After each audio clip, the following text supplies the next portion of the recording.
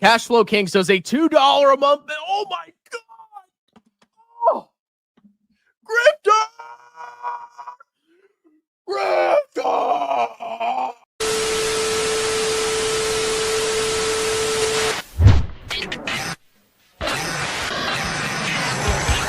Ryan, why don't you pull up Amazon's margins real quick? Well, I'd have more of a grin on my face than Stephen Hawking on Epstein's Island. I'm off as a smug cock when you said that. Wow, fiscal philosophy, you're not very smart at all. You screw up, cash flow kings.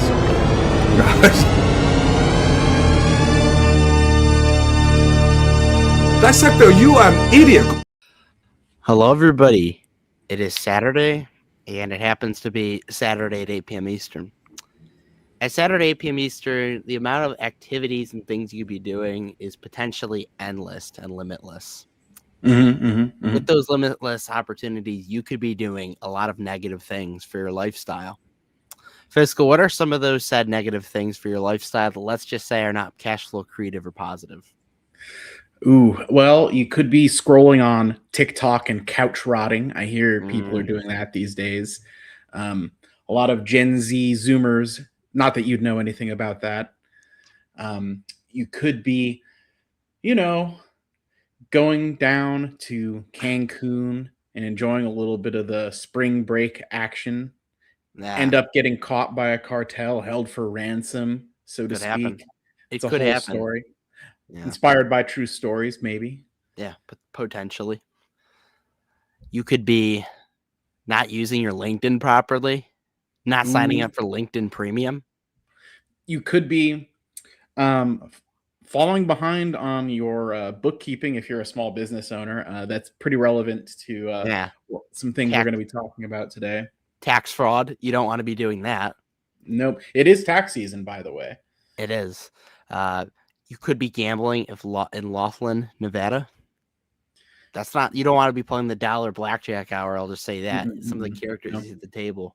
Ugh. You could be spending your entire paycheck on scratch-off lottery tickets. I mean, remember the good old days when Worst Finance Takes just made jokes about scratch-off lottery tickets? You could be blocking our account on Twitter.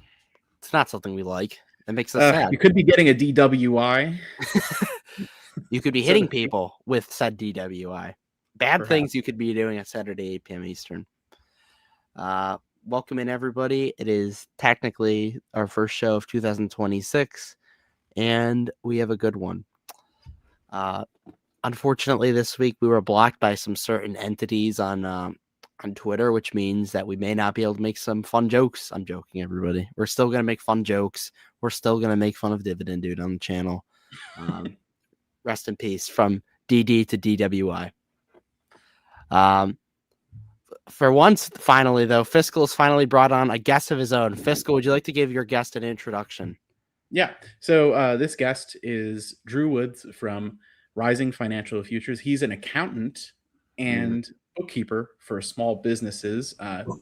About a year ago, he started his own firm. He had worked for others up until that point and finally took the self-employment plunge, which another friend of the show, Strongman, actually also just did. Welcome to the show. Yes, thank you. I appreciate the opportunity to be here. Yeah. It's a very honored to have you on. Absolute pleasure to have you. So I think it's interesting that we have you on because, the investing community at large, we tend to stand in judgment of how large businesses manage their finances. We look at their balance sheet, we look at their cash flow using Fiscal. Is it Fiscal.ai? Is that Fiscal.ai? Yeah, in the link in the description, by the way, not necessarily sponsored, but we will get money if you click it. So we will pull up their financial statements. We will stand in judgment of, these large, sometimes multi-billion-dollar companies. But most retail investors, many members of our audience even, don't even really know what goes into managing the financials of even a small business. What would you say are some things that you see, maybe misconceptions people have about the challenges of keeping their accounting in order when they start a business, when they're new? Yeah. Well, with large companies, it tends to be a bit more organized. You usually have entire departments that handle the entire accounting process. A lot of compliance that goes into that. But with small business owners, that entire process usually falls on one person who lots of times is the owner themselves. So what I see a lot is it's just not being kept up with. So a lot of what I deal with is cleaning up prior periods, trying to get everything current so they can file taxes.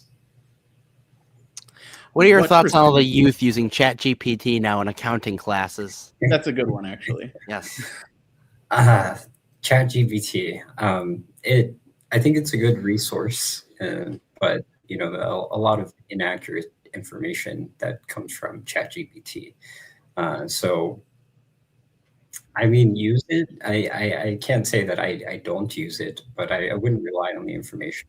Definitely double check. And anytime that you're looking for tax advice, you want to consult with a tax professional. That's always the standard. So, I'm getting a little bit of an echo. Ryan, is that you? I heard it, but no, we're good now. Okay, perfect.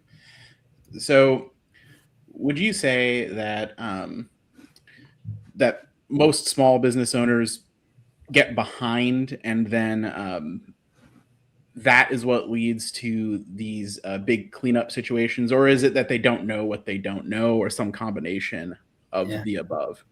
So I would definitely say it's a combination of both. In my experience, I think it's business owners, they start off and they're good at like operations, so they're out here making money, and bookkeeping or the accounting, it kind of gets pushed off to the side. It's not something that they really think about until it's time to file taxes.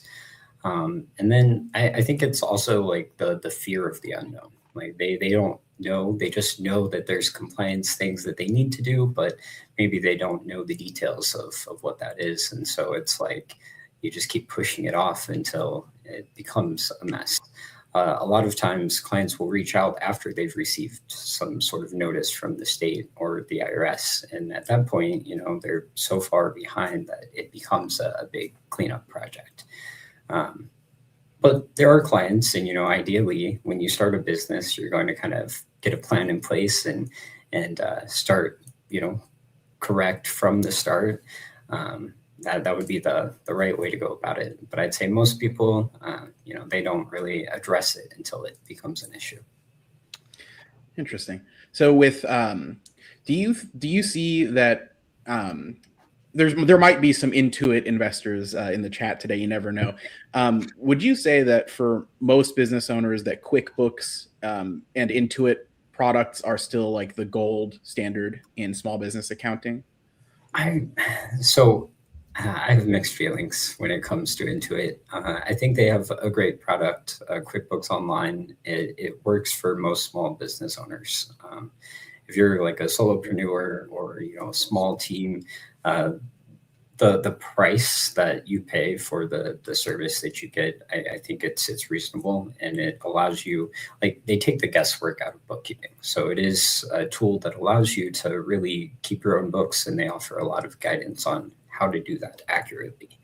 But I also would argue that, most people, unless you have, some sort of prior experience or education with accounting, it's not as straightforward as it may seem. A lot of people think of bookkeeping, it's like, oh, just categorize transactions, but it's not always that simple. And I think a lot of people overlook that, and that's, that just creates more problems later down the road. Yeah.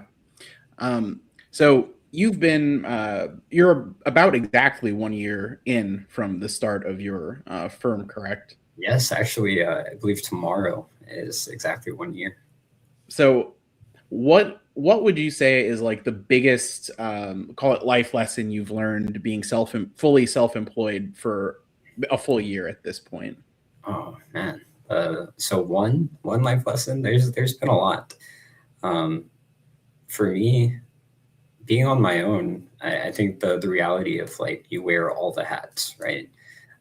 Accounting, bookkeeping, that's kind of what I'm good at. I enjoy working with business owners, consulting. Those are the things that I like.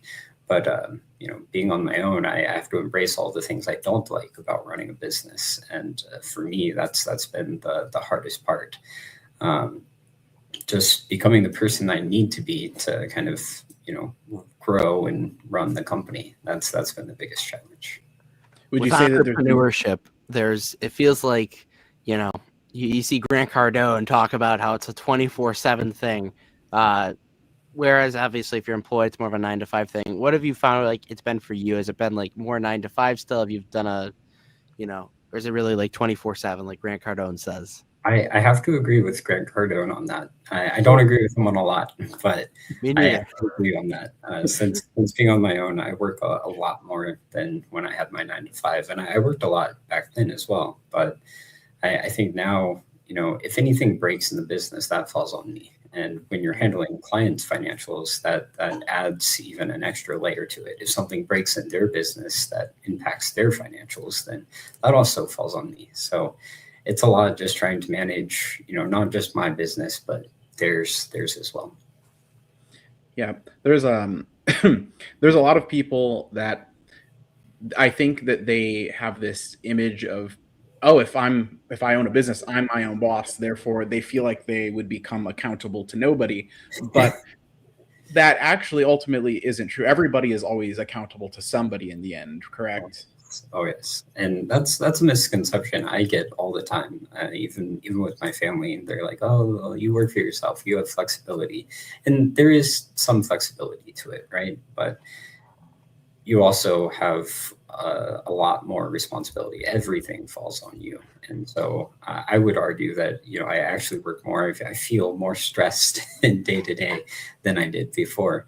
But at the same time, I would say that I love it.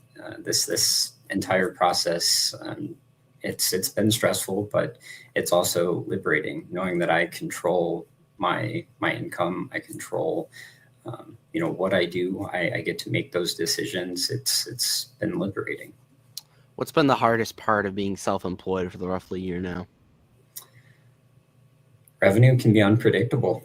You're dealing with clients and you have to meet their expectations, but especially the clients that I work with, it's small business owners, so you're not dealing with large companies.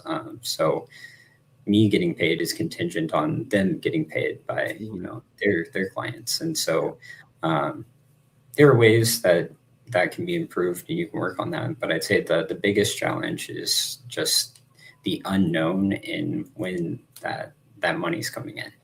9-to-5, you've got payday, that check's going to hit your account like clockwork. But when you're on your own, especially a solopreneur, there's less predictability with that.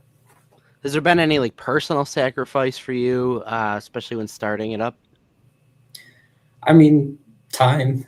A lot of time is just spent with the business. There have been a lot of times where I get invited out, or maybe there's an event going on and it sounds great, but I have a deadline. Tax time is a busy time for us, and the extended tax deadline as well.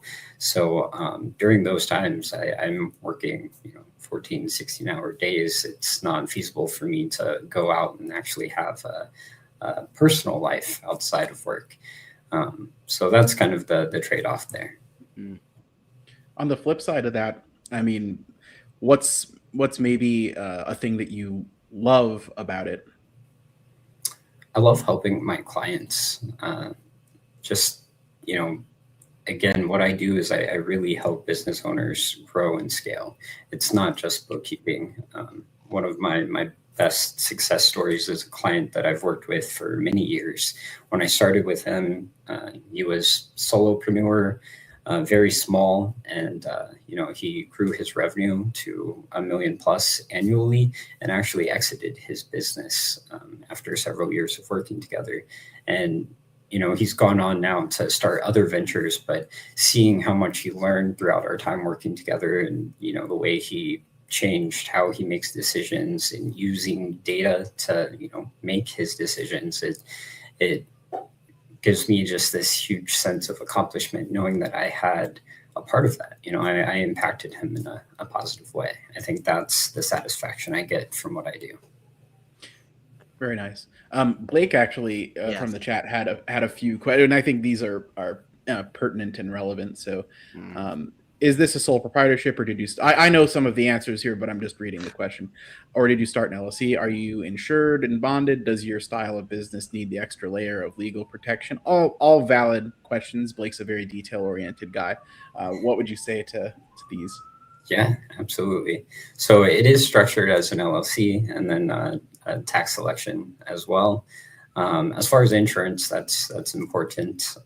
Anytime you're working with other companies, there's liability there, so you definitely want to protect yourself. Bonded, insured. So yeah, I'm sorry, I'm just reading through this, trying to see some business need. I would say, outside of insurance and then just contracts are a big thing. I see, especially bookkeepers in my experience aren't the best at having everything in writing, but that would be my recommendation for anyone in this space. Anytime you're interacting with a client, you definitely want to have everything documented in some sort of agreement, usually an engagement letter that just outlines and sets expectations for what that engagement will entail. Yeah. I think outlining the scope of work and what the expectations are up front and what they're being charged and specifically for what service takes a lot of the guesswork away, and it eliminates some of the finger pointing and he said, she said type stuff that happens if it's just a handshake and a phone call kind of thing. Oh, yes. Having things documented will always streamline any sort of disputes that could come up later. I have yet to face that, so I'm very thankful for that. But I have seen it with other, with my clients in the past, and just situations that they've dealt with. There are still people who will, just handshake and call that an agreement. And unfortunately, a handshake agreement doesn't really stand well in court. So always have it in a written agreement. So Cashflow Kings is also an LLC, by the way. Yeah. So a lot of people out there maybe have never been involved in small business. They haven't worked for a small business. They've never owned a small business, partnered with anyone. Do you think more people should endeavor to either at some point in their career work for an entrepreneur, a small business owner, or even start their own as a partnership or something, even if it's just like a side hustle, just to get that experience of what it's actually like to be a business owner? Yeah. I mean, to each their own, right? For me, I started in corporate America and I hated it. So it definitely wasn't for me. When I started working for small business owners, though, that's where I found my passion and that's what I love. So I've really leaned into that.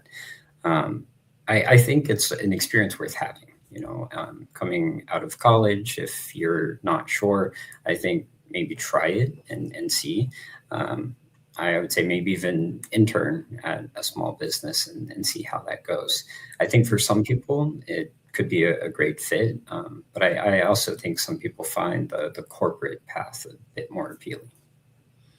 I can see that. There's a balance, I think.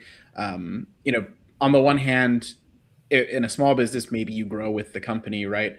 But in a big corporation, there is that sort of sense of stability and security that comes with that. And I suppose it's sort of a trade-off of which thing is maybe more important for the individual. Mm-hmm. The struggle that you experience with small business owners is really seeing the impacts of the day-to-day. I feel like in corporate, it can be mundane at times. You just show up, do your work and leave. But in small businesses, your week can change drastically from, week by week, just depending on your role within the company. I know we talked about Intuit earlier, but are there any other publicly traded companies that maybe some of the audience would know that, a small business like yourself would work with or see, often? Yeah. I mean, Intuit's the big one for small businesses. Kind of above that would be NetSuite. So as you start growing, I know NetSuite is like a competitor of Intuit.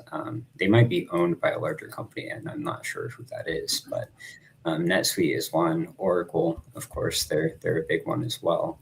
I'd say those are probably the three big players. There are some other accounting softwares that are specific to like certain industries. But I think all of the three that I just mentioned, they do a decent job, depending on what scale or size your company is at. NetSuite is owned by Oracle, so okay. Everybody, so we're buying Oracle on Monday. How about for like CRMs? Do you see a lot of people using like Salesforce or anything like that?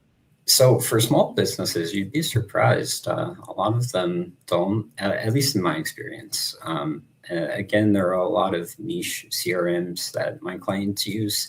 I don't see Salesforce as much. Zoho is one that I've seen a lot. I think it just has a lower cost of entry for what you get in return.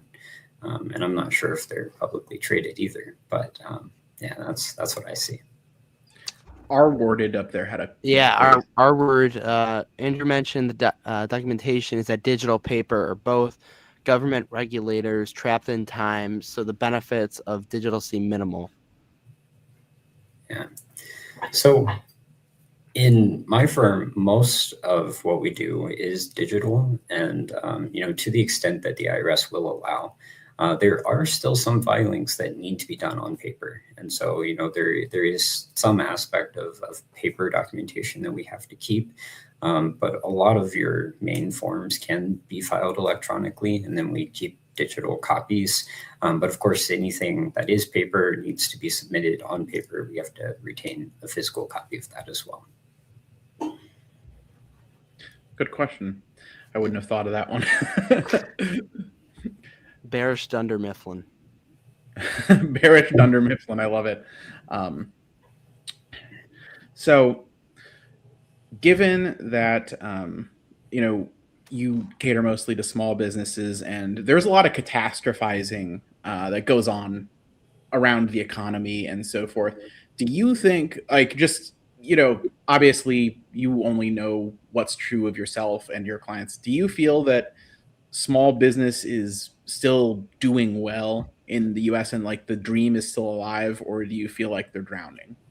Okay. Wow. Well, my opinion on this topic, I think that there's opportunity. There's still opportunity in the economy. I think that there are certain businesses that can do really well with where the economy is at right now, while others are suffering. And I do see this with my clients. So what I would say is it really comes to the business owner and their willingness to adapt with how times are changing. With the rise of AI, I do think that we have to embrace AI. The business owners who refuse to do so are going to get left behind. Not because maybe their product or service isn't great, it's just that it can be more efficient with utilizing AI. So that's one aspect. As far as the economy goes, that impacts small business owners drastically. I think they feel it sometimes more than large corporations, just because they're more sensitive to cost changes. So if material surges, it's going to impact a small business a lot more than a large corporation. And one aspect of that is large corporations can just obtain better pricing because they're buying more in bulk. Whereas, I work with a lot of small business owners who can't afford to get the discount or, buy as much product to obtain the discount that their competitors can.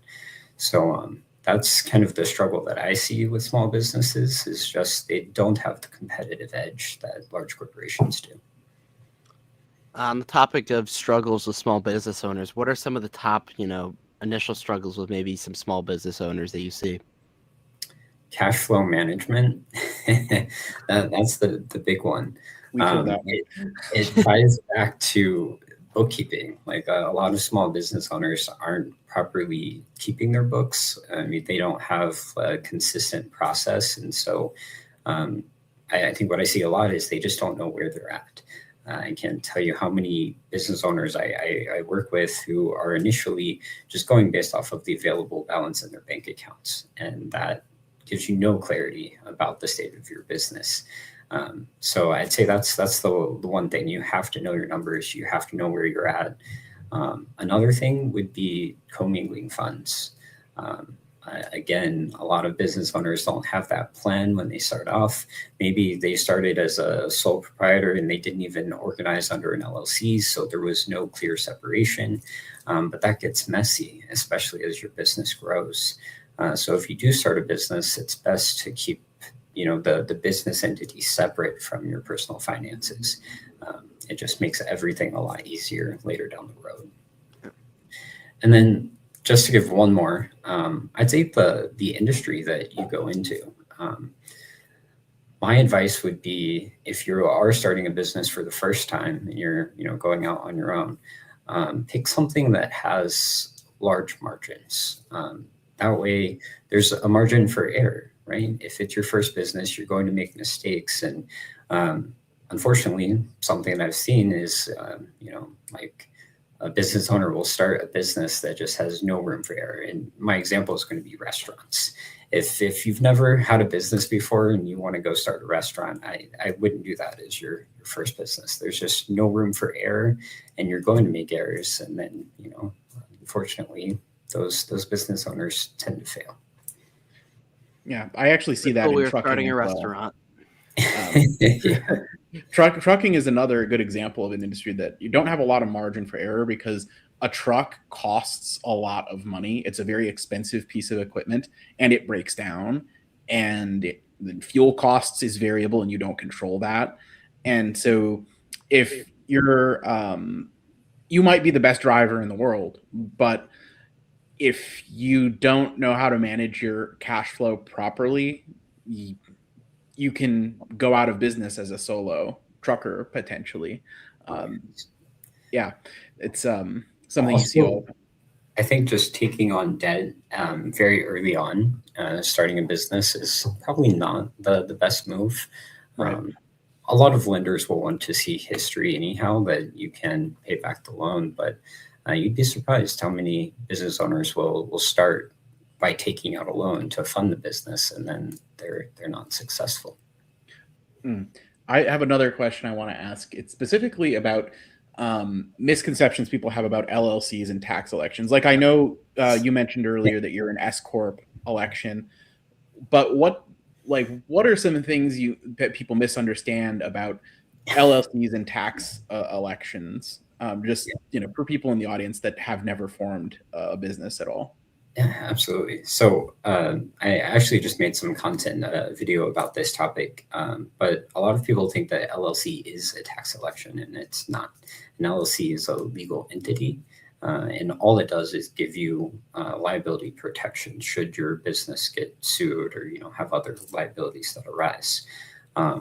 If you want to be taxed as an S corp or C corp, you have to make that election separately after establishing the LLC, and that is a huge mistake that I see my clients make a lot. They will set up the LLC and just assume that they can be taxed however they want, which is accurate.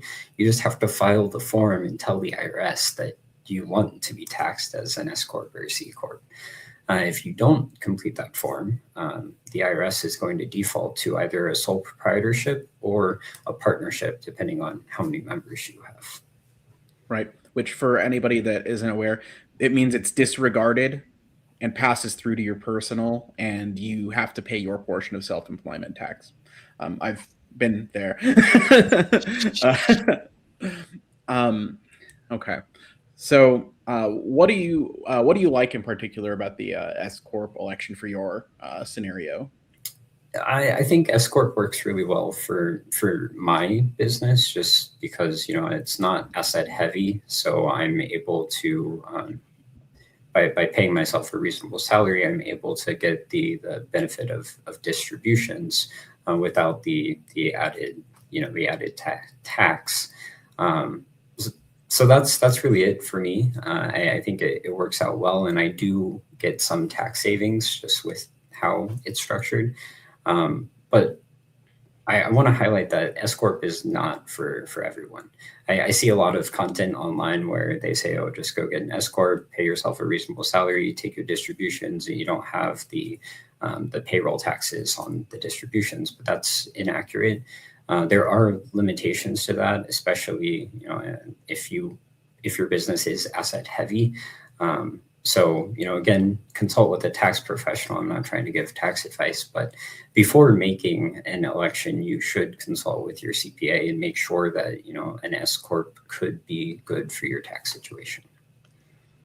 Yeah, you think and by that the way, in both partnerships I've been involved in, there was like a CPA somewhat involved. Go on, Ryan. do you think that small businesses nowadays are using social media to best use marketing wise?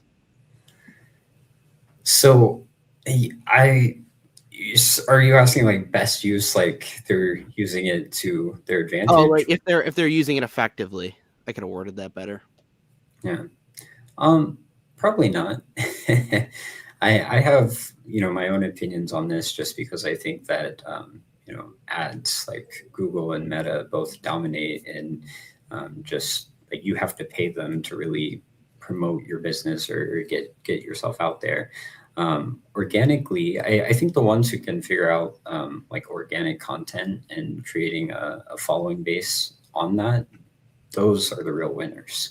But what I see is, a lot of my clients, unfortunately, are just giving money to Facebook and Google to be able to have, to build that following base and have a presence online. I think that's a bit of a scam, in my opinion. That's why they should all use Amazon for advertising instead. PayPal ads, come on, guys. Yeah. It's agentic now, so it's good because they have AI partnerships. So, by the way, what's your Instagram? You have some reels up on there. I do, yeah. So I post content on Instagram. It's at Rising Financial Futures, and I give no spaces, right? No spaces, just one word: Rising Financial Futures. And yeah, I give tips on bookkeeping, accounting, business. So yeah, I guess that's really it. Just follow along if you want to see more content. All for free to everybody. He's not charging for this. It's okay. We'll find a way to get the little fee in between. Drew, it was a pleasure having you on the show for the first time. Of course. Obviously, you just had that plug, but anything else where the people can find you, do it now. Yeah, it's really mostly just Instagram, Rising Financial Futures. I'm also on Facebook, same Rising Financial Futures. Website is linked in the description too. I'm already on. Okay, it is. Okay, perfect. It's the same as the website, risingfinancialfutures.com.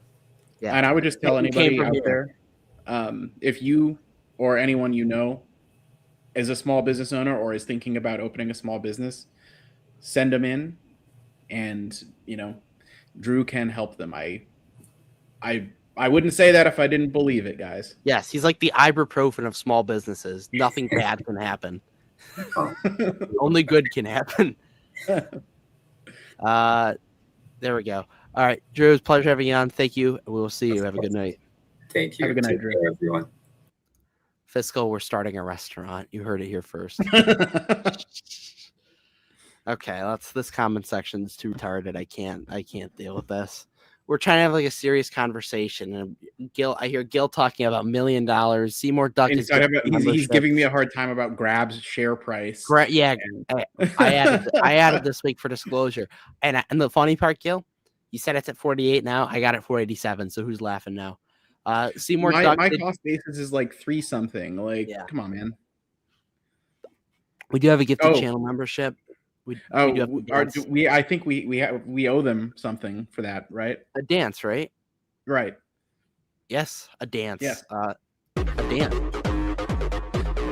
Round two. Here we go.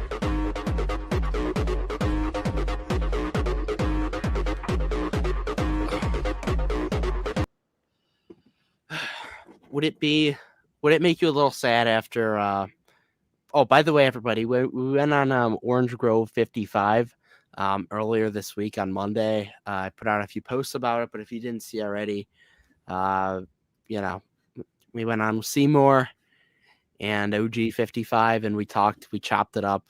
You could find it, watch it after this show if you really want to. We were talking about Kalshi and how it's not a good idea to bet on Kalshi. I currently have a bet on Kalshi, so lesson learned. A giant $10 wager. But yeah, we usually don't talk like entrepreneurship and small business a lot on this channel, and as small business owners technically, and I used to have a little one back in the day. Yeah, it's fun. Yeah. I think that if you drew a Venn diagram of people who watch investing content and people who watch like Hormozy and like the different business type channels, Cody Sanchez, Grant Cardone, there's probably a big overlap between those audiences. In fact, like that's criticizing Grant Cardone is how Meet Kevin got started, for example. So more griftable audience. That's what we need. Exactly. This is the year of the grift for cash. Call out the grifter so we can grift. Yeah. All right. Speaking of a few things went down this week. Grab is one of them. True. Grab PayPal being too, one of them. by the way. Grab- I'm failing. I'm failing as an investor this week because stocks I hold are down. Therefore, I'm bad, and everything I pick is bad. Kalshi trades under 666. Jesus Christ. Gil's asking for more UFC pick. Be a channel member. Channel members only, Gil. I'm not doing this anymore with you, buddy. I put you in timeout for mentioning Grab. I did that. That was me. I take responsibility. I did it because we were talking about rising our financial future. By the way, Gil, I can't block anyone. Like I lost my hosting powers. That's all in somebody else's hands. So yes, that was me. And it was in timeout. It's not blocked. We'll talk Grab because Gil wants to discuss it. I bought more this week. Gil, we still like you. Okay. Yeah, we still love you deep down inside. Once you give us money, there's no turning back. But Grab, it's now. Oh God, it's at 44 now. So I'm down on the trade. Fuck. Oof. Yeah. I don't know. Still a good business. I actually did buy a little bit more this week. So, and I haven't averaged up in a very long time on Grab. So, I'm confident still. I was hearing something about, how somebody in my Discord did not like the fact that they were making all these like kind of random acquisitions. Do you have any thoughts on that? I don't always love very acquisition heavy businesses, but the reason that I'm tempted to make an exception is that Uber actually did a similar thing. Like they acquired Postmates and some other thing. So I understand consolidating the market because Uber did the same thing, and Grab is basically following like who's on their board. They're following Uber's footsteps basically. So and since it worked for Uber, my assumption would then be that it will probably work out for Grab. Yeah, that would be my answer to that. Very similar companies, though. there might be a point there if maybe an acquisition that's not accretive somewhere in there. I don't. I'm not gonna sit here and say that that's not possible, but 488 after hours. What's your kind of time frame for the next few years kind of look like with Grab? I could pull up like free cash flow or whatever, but do you have like is there any like in the next few years, is one of these years going to be a giant proving year where Grab, skyrockets up $80 like Amit says? I mean, it could legitimately be 26 or 27 with how they've been going, Yeah. I mean, look at how they're pull them up on the software. It is on the software. Oh, just the like, what I mean, metric? just revenue. Okay, Then yeah, it's up. It's up. It's cash up. flow. Okay. This Okay. is total revenue and free cash flow. For the people that are panicking about the free cash flow because it doesn't look like Visa's free cash flow. What would you say to them? Well, I think that free cash flow is a deceptive metric to begin with, especially if you're not taking into account the adjustments for deposits and withdrawals in their mobile banking. So they release an adjusted free cash flow KPI, which is what I watch a little more closely. Okay. And they a lot of tech companies have been doing this, reporting in adjusted EBITDA, like TSSI does that, and some other companies do that. Maybe adjusted. Look at adjusted EBITDA. Adjusted EBITDA. That was in there. It was in the list. I saw it.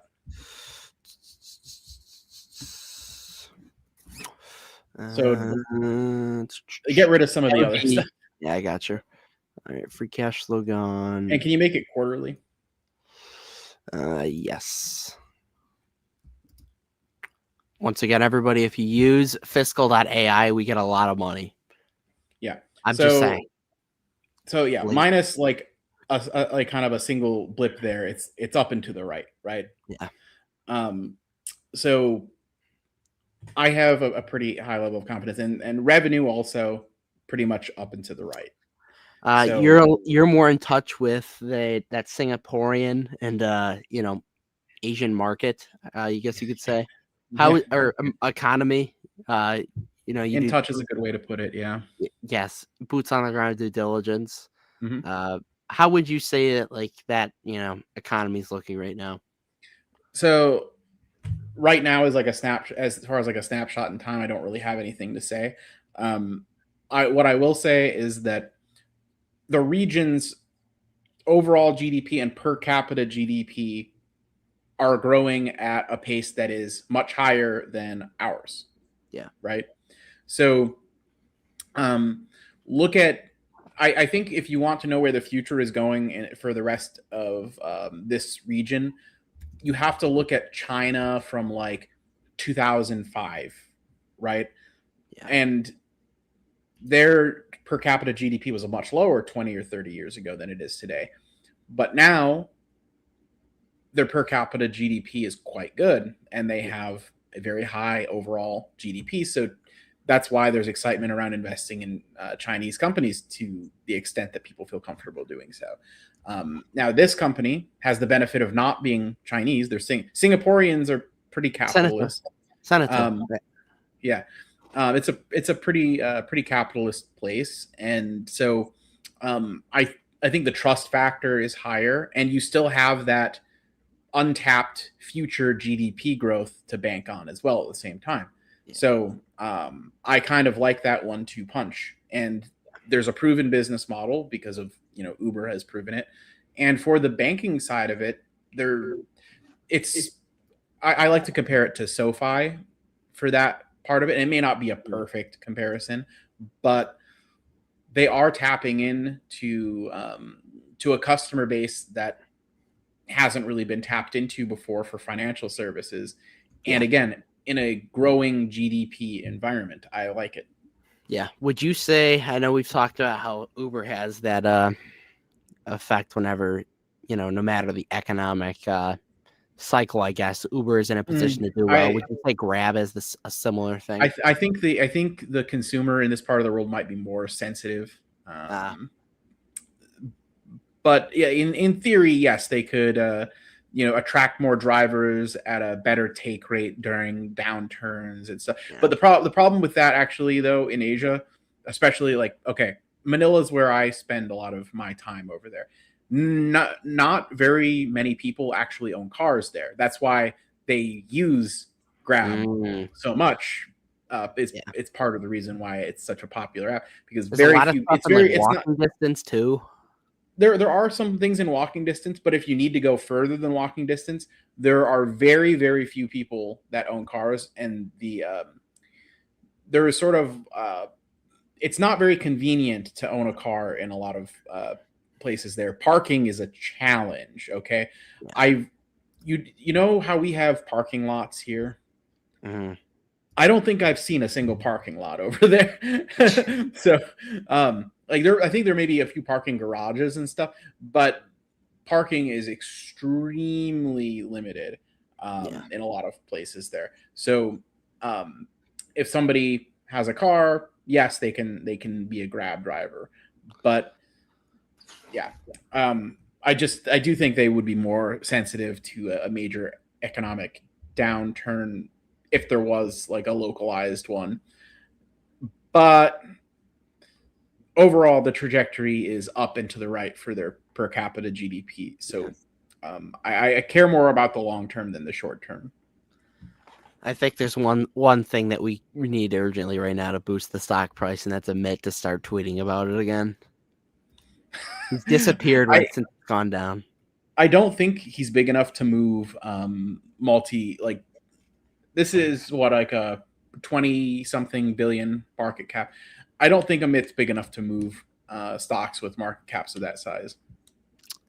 Did you see the thing where Amit, Seymour Duck did something, and Amit, he put like one of Arya's, Amit's like Substacks or whatever is, Yeah, his paid Substack. Paid Substack. He puts it in Gemini, and Gemini put it through like a copyright detector, and it came back to Arya that Arya wrote part of it or whatever.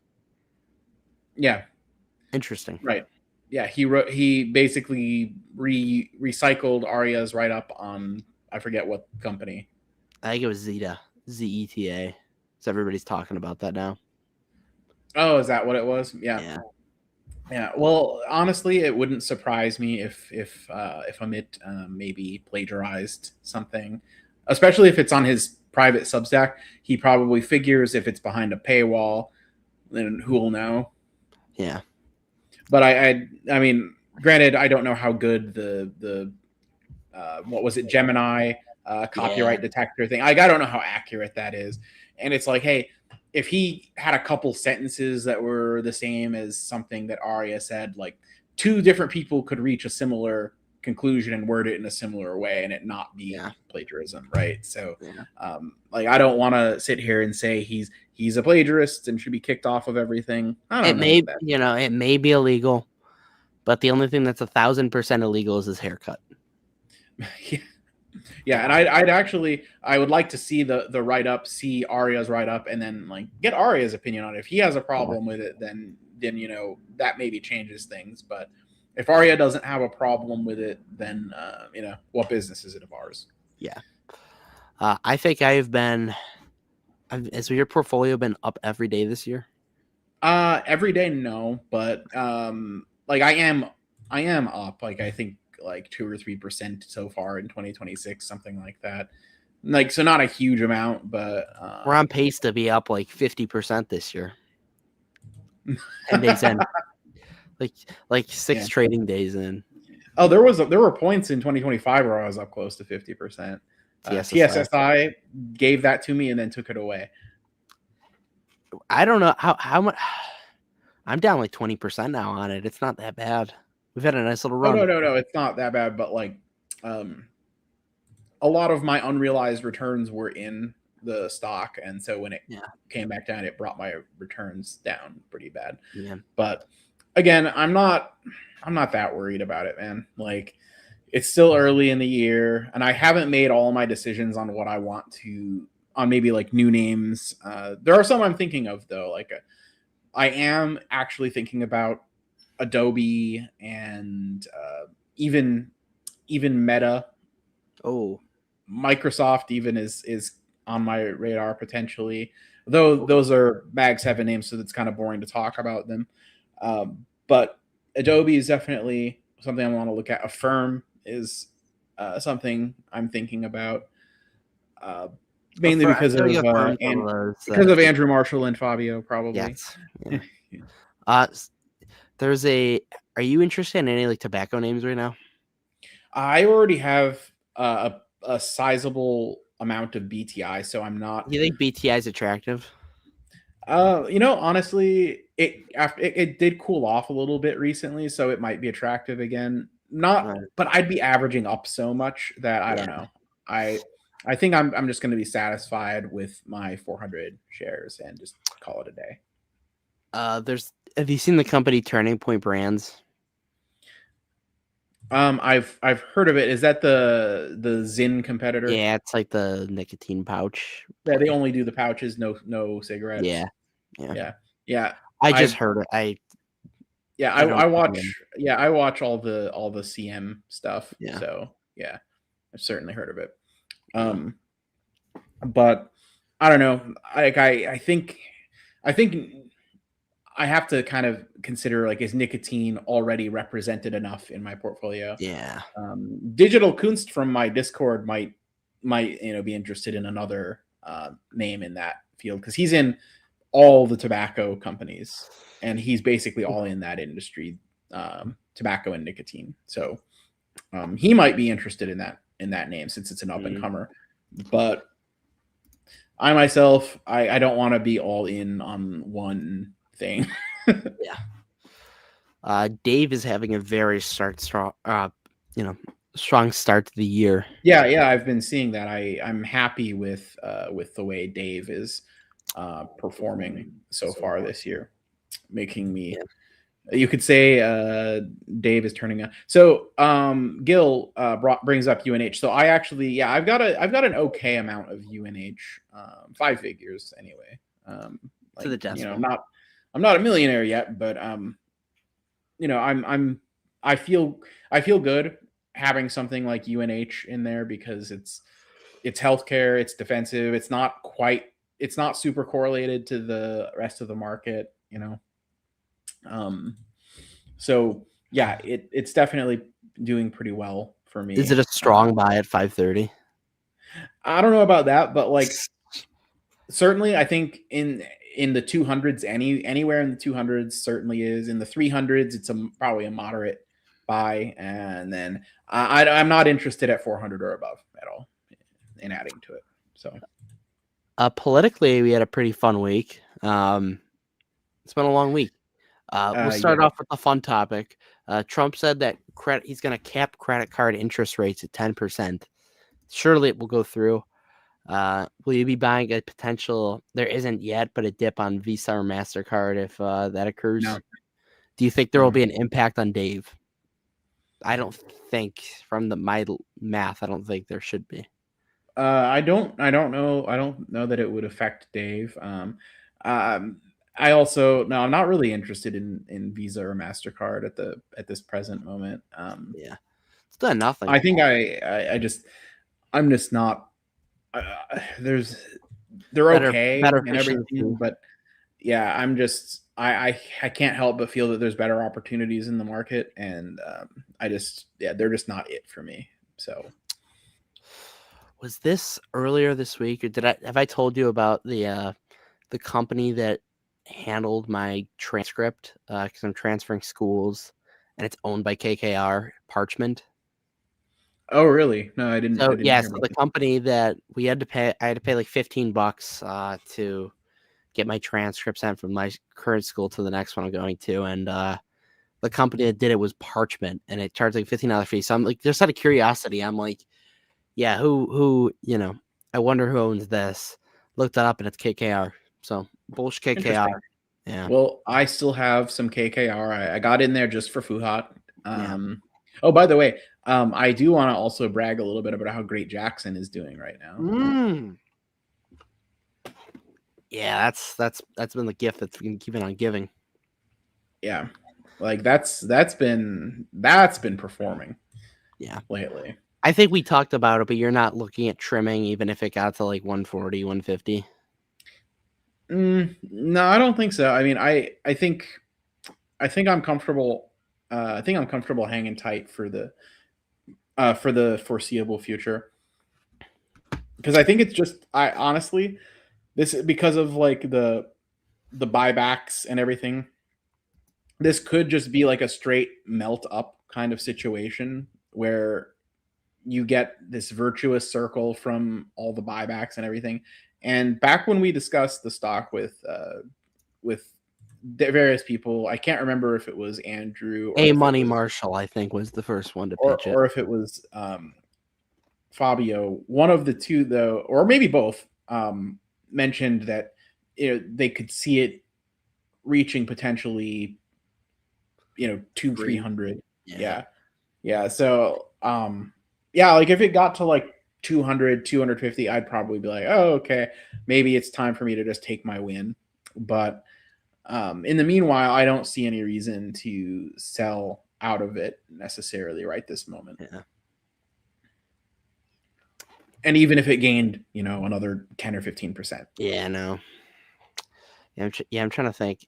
The only stuff that's really kind of, I don't want to say sucked, but like, I think Evolution has been very flat, which I mean, it's better than going down. I'll say that. Yeah, There's just no news or catalysts. Yeah, I'm down about 10% overall Same. on my. I mean, not quite if you count dividends that I've collected on it, but I don't drip it because of the over-the-counter fees that I have to pay on Schwab to buy shares. Yeah. So, because the Swedish taxes are bad enough on the dividend, I don't want to also pay additional fees to buy shares when I drip. So, the things I would do for them to headquarter in the United States this year because they could buy back so much. But let me keep more of my dividend, guys. I need it to retire early. I need high yield dividends. Sweden's not a fun country. Mm-mm. And then High Tide. They hate capitalism there, I heard. High Tide also, but not down on that. So. Yeah. I mean, I'm doing okay on High Tide. Like I'm not killing it like when it was pumping to like the $4 level, but I'm okay with where it's at for the moment. In fact, I actually did add like a tiny bit of High Tide with it on a red day recently because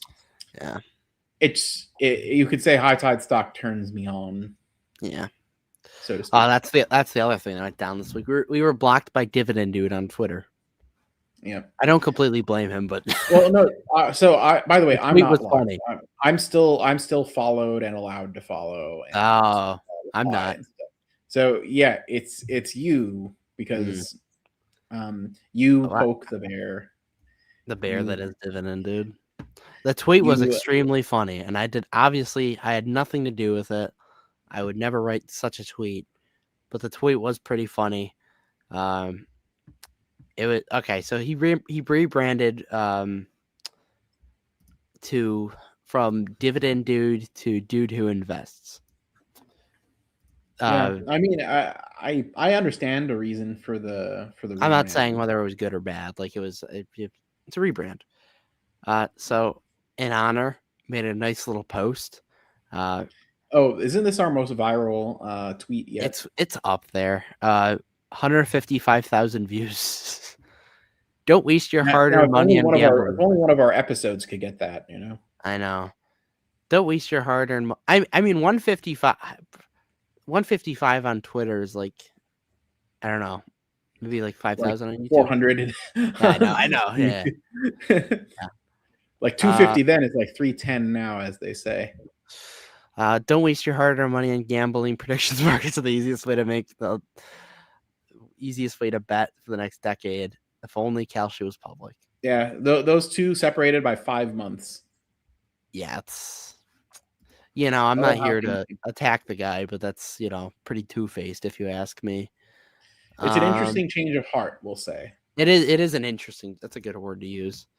The tweet just blew up. We got like insane amount of we got like 70 new followers off of it alone.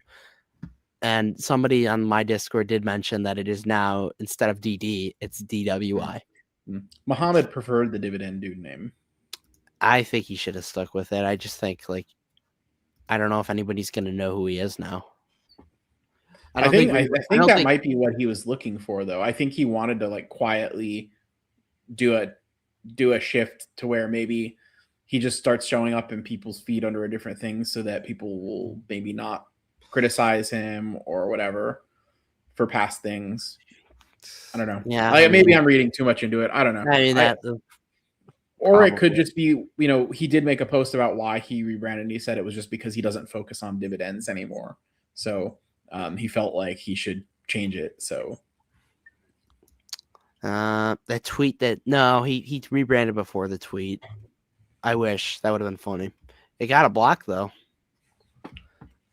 Yeah, so I don't think he'll be on for next year's Quote of the Year show.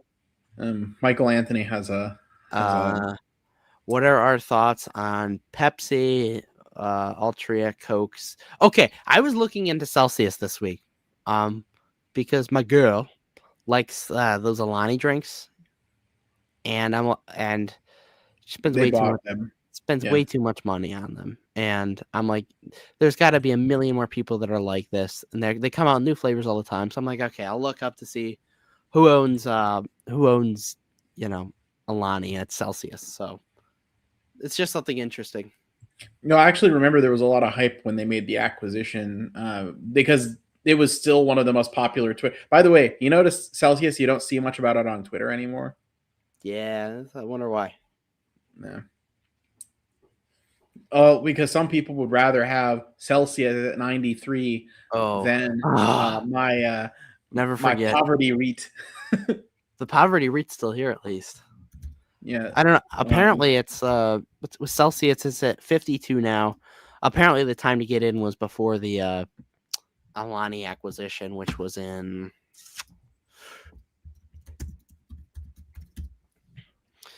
April 2025. So yeah. But damn. But by the way, Pepsi and Coke. I don't know. I've heard they've been struggling to sell with how much they've raised prices. I think we're finally hitting the limits of the pricing power in the moat of especially with. I've heard that Gen Z is not as into the soft drinks and stuff, the sugary soft drinks and stuff, the way older generations were. So I don't know.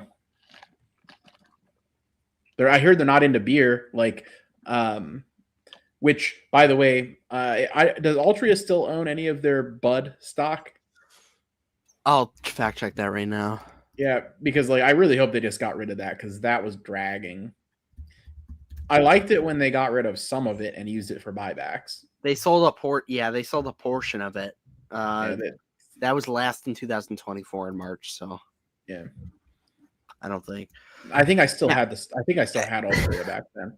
I don't know. Personally speaking, from a Gen Z, I understand why people wouldn't love beer. It really doesn't. It just doesn't taste. I think there's. I will from time to time, but I just don't drink that often. Period. But again, I'm a millennial, so I don't know what. We're just folks that are focused on raising their financial futures. I'm realizing that Ryan is probably gonna split. Yes, my girl, because I come here. I do it a lot actually. My girl, my girl. It's funny that you've let him change how you speak. But yeah, I mean, Celsius, there might be something, to that. Like maybe Celsius will actually one day. Monster's another Celsius one. and Monster will replace Coke and Pepsi, maybe, potentially. I don't know.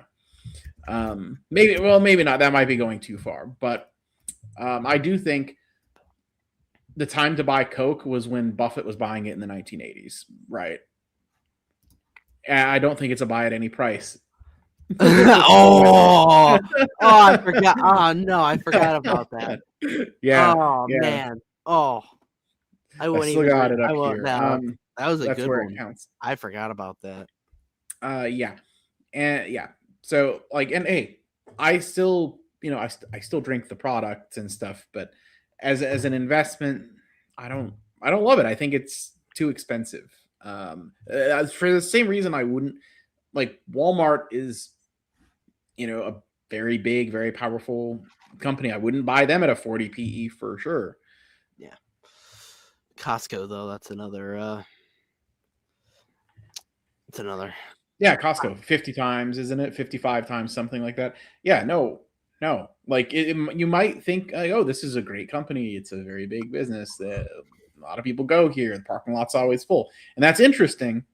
But that's not in and of itself an argument for why it's a buy at today's price. Yeah. Peace, Love, and Animal Crackers thinks it's funny that I drink Diet Coke. Diet Coke's very popular, and it's much healthier. DC. Here we go. How do we think the next high tide earnings will be? Is this for the fall? Is this for like what month period is this?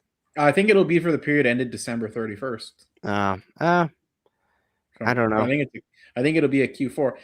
Probably will be up. Blake can correct us if we're wrong because he would probably know. But yeah, probably decent result. I'm gonna say decent results, which means it's good for generally like pretty good. I think their Canadian storefronts, like the that stuff will be good. Same store sales will be good. Elite memberships probably will be good. The point of concern I have is like I know I was hearing about some problems with Portugal regarding importing into Europe with the Remexian part of the thing. I don't know how that all is going, so that's going to be the thing that I think the price of the stock might be sensitive to whatever that information is, but I think they'll continue to have certainly strong retail results in Canada. Concerned a little bit about if there's been any bumps with Germany, but I think some bumps should probably be expected along the way, growing pains and whatnot, since it's a brand new acquisition. So, yeah. But you know, I have confidence that Raj will figure it out. I also hear that had some due diligence here.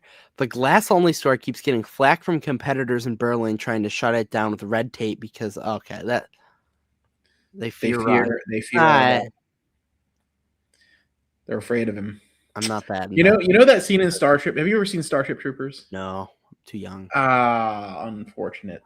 Well, all right. For all of those of you in the audience who have seen that excellent film, you know the scene where what's his name? Neil Patrick Harris goes up to the giant brain insect and reads its mind and then tells everybody it's afraid. And everybody cheers. That's the moment I'm having right now. And then earlier this week, ICE, everybody's mad at ICE now. Because the real question, though, and I put it out on Twitter, I'll pull it up right now. A lot of people are talking about whether it's the lady's fault, whether it's the police's fault, whether it's anybody else's fault. The only question I have is which company do we think that she would own most likely? I said Caterpillar.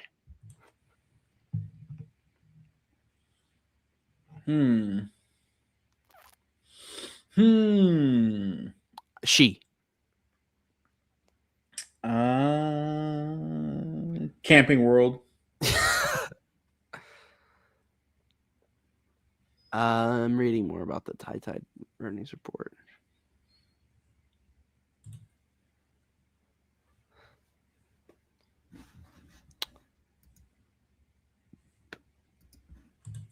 She most definitely is a high tide chica. All right, so I'm gonna show you what I was talking about. Just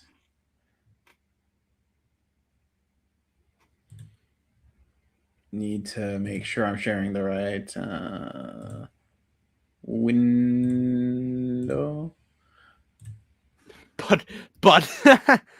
Budweiser. All right. Put on my thing. I got you.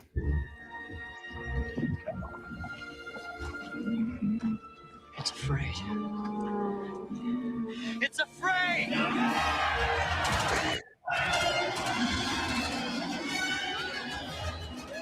The Germans when it comes to Raj right there.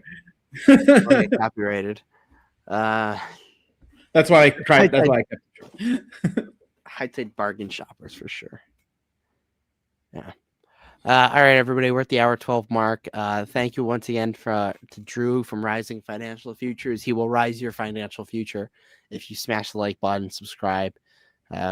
go visit his website, link in the description, and say that you came from the Cash Flow Kings. Also, use Fiscal.ai. Use our link. We get like $80, which we're about to go configure out. Helps a lot, and you get a pretty good software in return. Actually, very good software in return.